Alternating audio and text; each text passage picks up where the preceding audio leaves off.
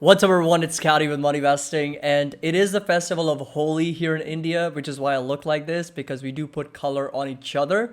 So I'm going to share a little bit about that, just so it's not super weird that I'm recording a video like this. But it is usually like in the morning.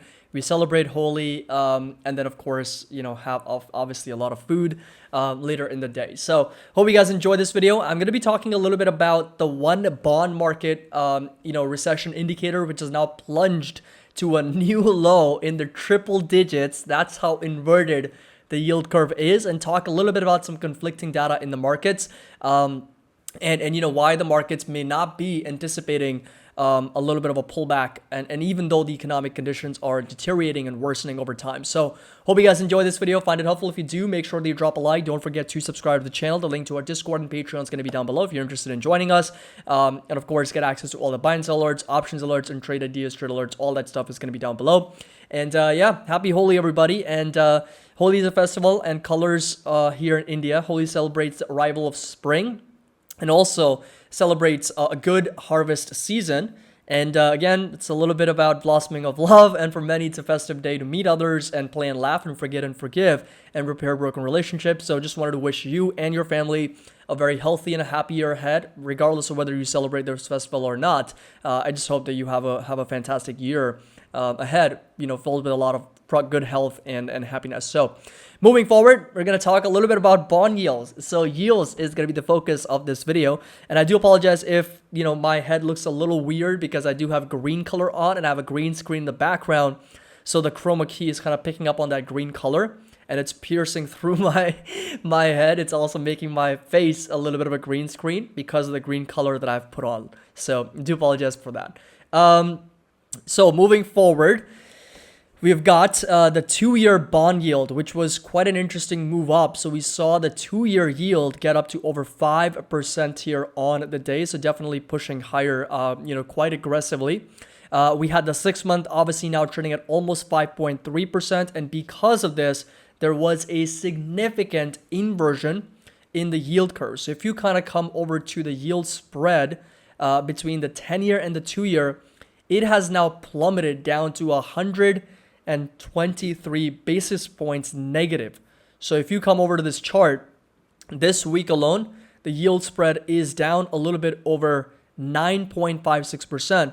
And this is the 10-year versus the 6-month, right? This is the 10-year versus 6-month. If we actually go 10-year minus US 02Y and hit enter, look at this. We are now, for this one, also in the triple digits. And for this week, this one's down over 18%, now down to 106, almost 107 basis points negative. If you come over to the monthly chart, this is the steepest inversion we have ever seen on TradingView's chart here, going back as far as the 1980s, and how severely this spread is negative. Like it's not even like we're past zero anymore. Like we're past 100 basis points. Like this spread is negative by 1%.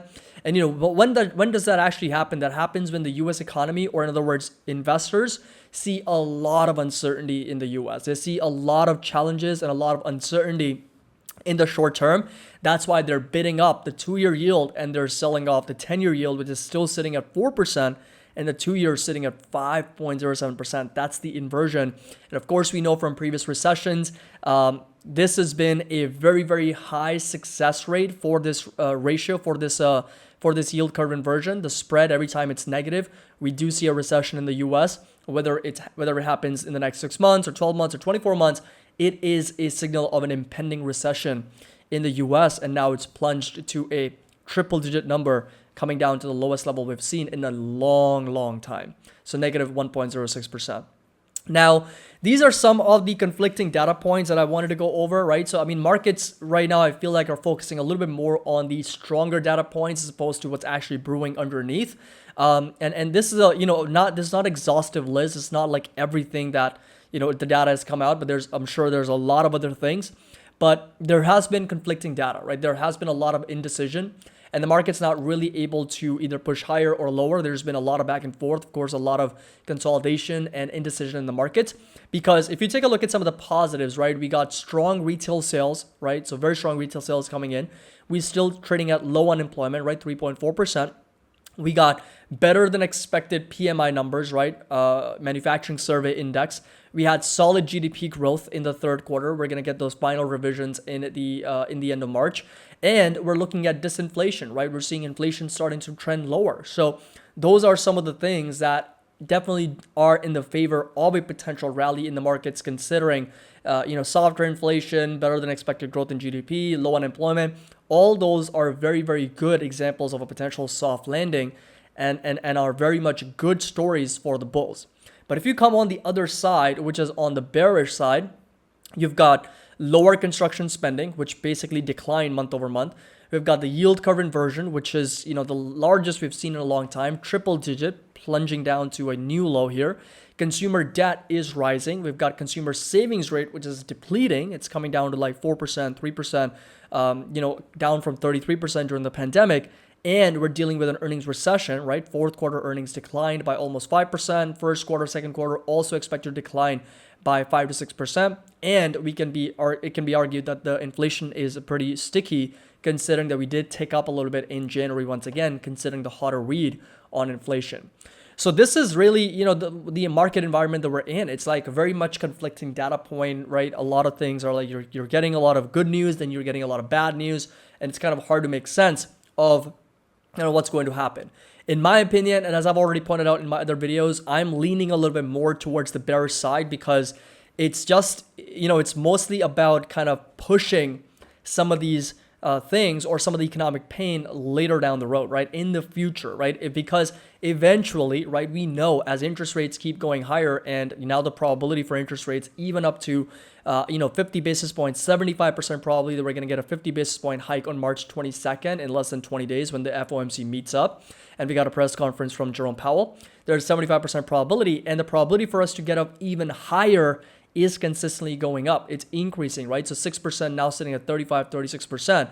So yes, there is a lot of indecision. There's a lot of consolidation. There's a lot of, back and forth between the markets, but I'm most certainly leaning a little bit more towards the bearish side. And the reason is very simple, because of the economic indicators. I think the yield curve inversion has a pretty strong record. I haven't even included the housing market here, but the housing market, the prices do drop, and they are preceded by a recession as well. That's worked out 4 out of 4 times in the past. And then you've got the earnings recession, which is also factual information, right? Factual data.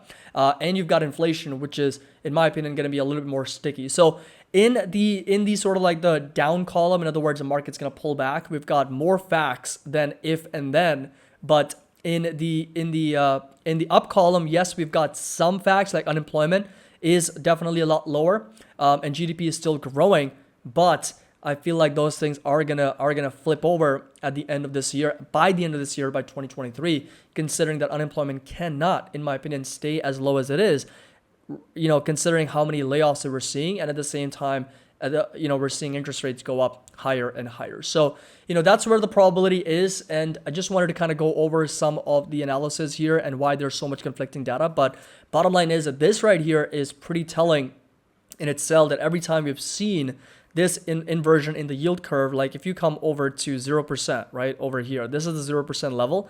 Every single time we've seen this kind of come down, we've seen a recession. 1980s, this right here, 2000s.